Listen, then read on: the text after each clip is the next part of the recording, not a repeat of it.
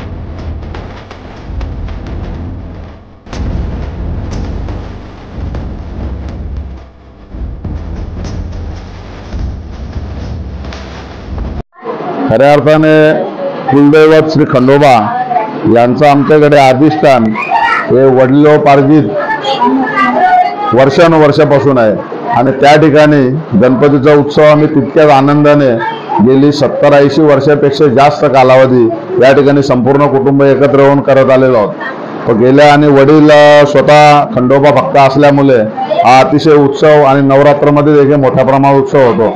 तर त्याच्यानंतर खऱ्या अर्थाने गणपतीचं अधिष्ठान त्या ठिकाणी देखील आहे खंडोबाच्या जोरला।